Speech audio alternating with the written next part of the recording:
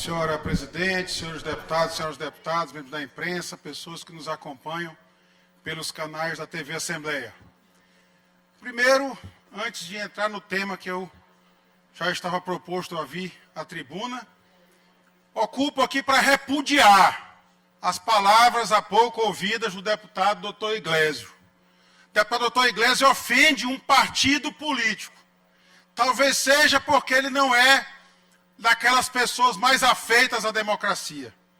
Ele talvez tenha incentivado o 8 de janeiro, que quase faz ruir não só a democracia, como esta casa, assim como todos os poderes da República. E eu faço esse repúdio aqui porque o deputado doutor Iglesias, como sempre, covarde. Covarde por quê? Ao lançar ilações sobre um partido político e sobre os membros desse partido, que nesta casa aqui tem 5 membros da bancada, da segunda maior bancada desta casa, faz a ilação, não concede uma parte e, como todo covarde, lança a ilação e sai correndo, escondido. Essa é a covardia do deputado doutor Iglesias, mas é uma covardia que será enfrentada. Ele até agora vem falando sozinho, mas agora não falará mais. Ele que até ontem era membro da bancada que defendia o governo comunista do nosso ex-governador Flávio Dino. Comunista que foi até abril de 2022. Passou a ser socialista junto com o governador Carlos Brandão em 2022, nunca saindo das sombras do Palácio dos Leões. Ao vencer as eleições, anunciou finalmente a sua conversão ao conservadorismo. Passou do dia para a noite a ser defensor do ex-presidente Jair Bolsonaro. Não impressiona a sua covardia política e por isso fica aqui as minhas palavras de repúdio ao deputado covarde que lança a pedra e sai correndo porque não tem coragem de enfrentar o bom debate. Faço esse pequeno registro antes do tema que eu já estava proposto a vir aqui a essa tribuna ocupar.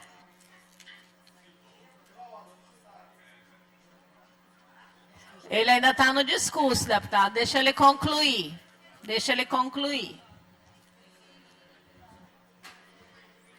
Senhora presidente, senhores deputados, senhoras deputadas, venho à tribuna porque vi muitas especulações na imprensa sobre uma possível, digamos, antecipação da aposentadoria do nosso conselheiro Washington Oliveira. Conselheiro Washington, que é um dos representantes desta casa no Tribunal de Contas do Estado. Me faz lembrar o decreto 966-A do governo provisório do Marechal Deodoro da Fonseca, editado pelo brilhante Rui Barbosa, quando naquele distante ano, há séculos atrás, criava o Tribunal de Contas da União, como um órgão de controle posterior das contas públicas, das finanças públicas, o órgão burocrático, deputado Ricardo, deputado Carlos Lula, órgão que apenas analisava o controle das contas públicas já posterior, ou seja, já após a execução, e tinha funções muito limitadas. Com o passar dos anos, as cortes de contas estaduais também foram criadas. Nosso jovem Tribunal de Contas do Estado, já indo para os seus 77 anos, quando o conselheiro Washington, que completará 75 anos em dezembro desse ano, nasceu, o Tribunal de Contas, tão jovem que era, tinha apenas 2 anos de idade. 2 anos de sua criação e instalação aqui no Maranhão. E falo da importância por quê? Porque o tribunal, assim como também o são os tribunais do Poder Judiciário, há uma composição que tenta fazer uma conformação política. Os tribunais do Poder Judiciário, na sua grande maioria, um quinto dos seus assentos, 4/5 do assento é através de carreira pública, concurso público na magistratura e acesso aos mais elevados cargos sempre por promoção, ascensão ou, no caso do STJ, por escolha dentre os membros da carreira. E 1/5 dos assentos, não do STJ, mas dos demais tribunais, é reservado ao chamado quinto constitucional, cuja metade é de representação da Ordem dos Advogados do Brasil, que escolhe advogados para compor aquela corte. Assim como o Ministério Público ocupa a outra parte da terça parte dos tribunais, da quinta parte dos tribunais. O Tribunal de Contas é composto, no caso do Estado, por 7 membros. Dos 7 membros, 4 membros são indicados por esta casa, ou seja, 1/3 é de indicação do governador, obviamente. Desse terço, são 3 membros no caso, são indicações do governador, um dentre os conselheiros substitutos, outro dentro dos membros do Ministério Público de Contas. Nós tivemos a honra de aprovar recentemente a indicação do senhor governador da agora conselheira Flávia Gonzalez, oriunda que é da carreira do Ministério Público de Contas. Há também uma vaga reservada aos conselheiros substitutos, hoje ocupada pelo conselheiro Caldas Furtado. E há uma vaga livre, de livre escolha e nomeação do senhor governador, obviamente, com o aval do Poder Legislativo. E há 4 vagas que pertencem ao Poder Legislativo, cuja indicação deve ser feita por esta casa. E eu digo da importância disso, independente da opção do senhor conselheiro Washington Oliveira, e que sempre que menciono o seu nome, a minha história me traz um momento muito nostálgico, porque eu fui secretário de Estado da Transparência e Controle, deputado Neto, presidente Iracema, e nesse período em que fui secretário de Estado da Transparência e Controle, tivemos um convívio muito próximo, porque o então conselheiro Washington Oliveira era o ouvidor do Tribunal de Contas do Estado, e eu era secretário de Estado da Transparência, e juntos formávamos, juntamente com outros órgãos do controle interno, a chamada rede de controle.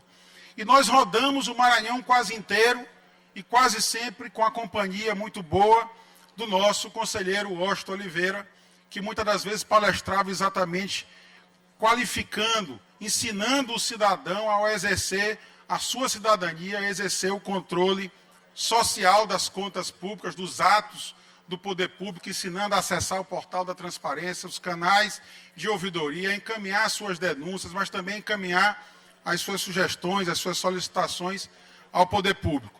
E eu digo da importância porque no artigo 73 da Constituição Federal, da Constituição da República, faz essa composição. 4 membros são de indicação do Poder Legislativo. Pelo artigo 75, o nosso Tribunal de Contas também deve reproduzir esse mesmo modelo, sendo que são 7 membros. Lá no Tribunal de Contas da União são 9 membros. E devemos fazer essa escolha com muita convicção, porque aquele escolhido que vinha a ser escolhido por esta casa, por esta Assembleia Legislativa, obviamente que em acordo com o governador do Estado, até mesmo porque a nossa escolha deve ser referendada pelo governador do Estado, que tem o poder de veto de qualquer nome que esta casa escolha, é necessário que a gente faça uma escolha com muita convicção para que permaneça no Tribunal de Contas o equilíbrio necessário. É preciso que nós façamos uma escolha de nome que tenha conhecimento político, que tenha, eventualmente, experiência também na administração pública. Porque essa pessoa, ao tomar assento no Tribunal de Contas, sabemos que vestirá uma toga e que, a partir daquele momento, terá também a imparcialidade, ou seja, ele não será mais, digamos, influenciado por características políticas. Mas ele deverá, sim, ter na sua história a experiência, o conhecimento das dificuldades por que passam os gestores. Eu fui gestor durante 7 anos e 3 meses como secretário de Estado. E ocupei várias secretarias no governo do Estado. Algumas, digamos, de atribuição horizontal, onde trabalhava com vários segmentos do governo.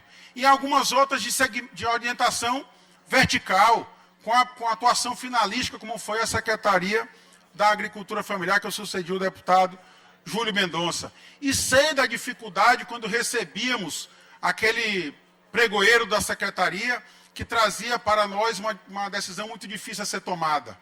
Modificar o edital para ampliar a concorrência e, ao mesmo tempo, permitir, talvez, que uma empresa não qualificada ganhasse aquela licitação. Poderíamos, portanto, ser punidos.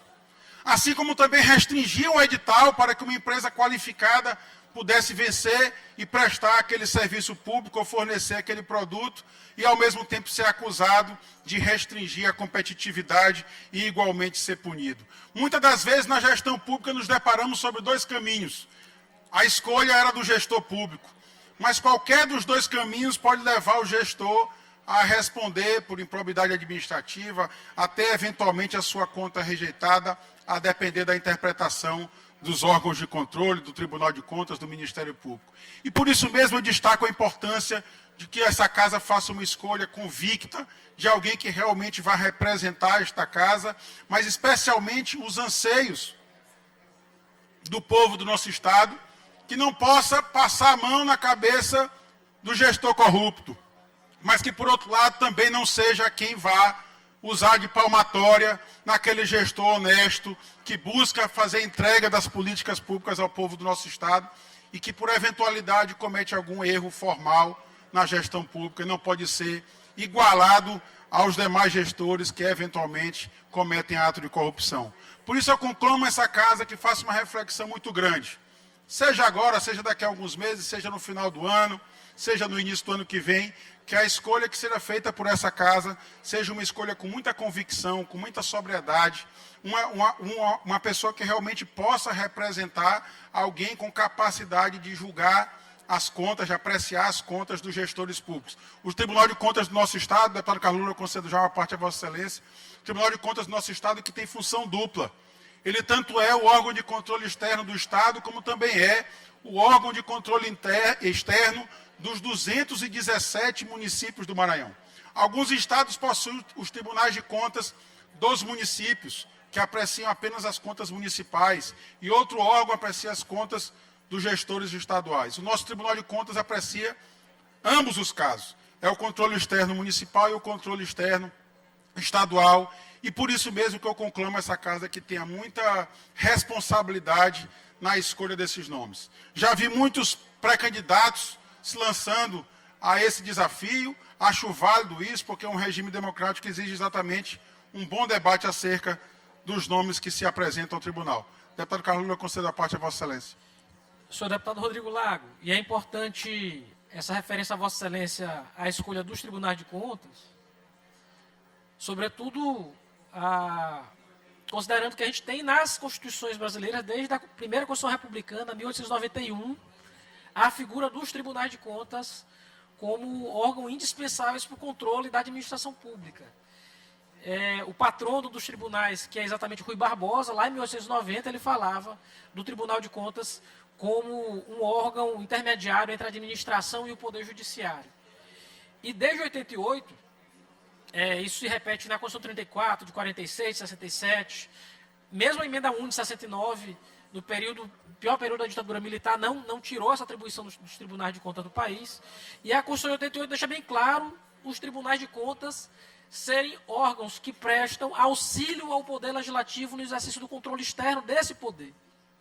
Por isso, aqui e ali a gente vê notícias na imprensa, eu quero poder destacar que dentre os possíveis candidatos há muitos membros desta casa, né? Quero destacar aqui deputado Neto, deputado Glaubert, deputado Arnaldo Melo, deputado Ariston, deputada Andréa Rezende, dentre tantos outros. Gente com currículo, com condições que poderiam sim ser aqui lançados para disputar essa vaga. Me parece que é indispensável que essa casa tenha o debate necessário, a participação democrática de todos, que a gente tenha a condição de poder debater o melhor nome que possa servir ao Poder Legislativo e possa servir à Corte de Contas do Estado do Maranhão. Esse debate é necessário, é bem-vindo e é bom que aconteça logo, para que a gente possa, sim, ter um representante dessa casa, ou com o espírito dessa casa, lá no Tribunal de Contas do Estado do Maranhão.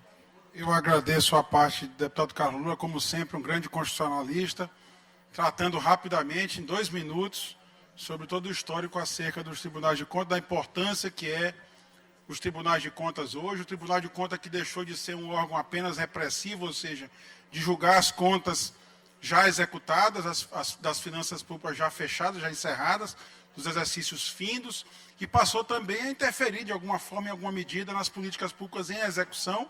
Eu acho até correto esse papel do Tribunal de Contas, mas isso só aumenta a responsabilidade desta casa na escolha de um nome que, de fato, possa representar o Poder Legislativo, equilibrando as forças no Tribunal de Contas com pessoas com experiência, seja na administração pública, seja na política, para que as contas sejam corretamente analisadas. Muito obrigado, presidente.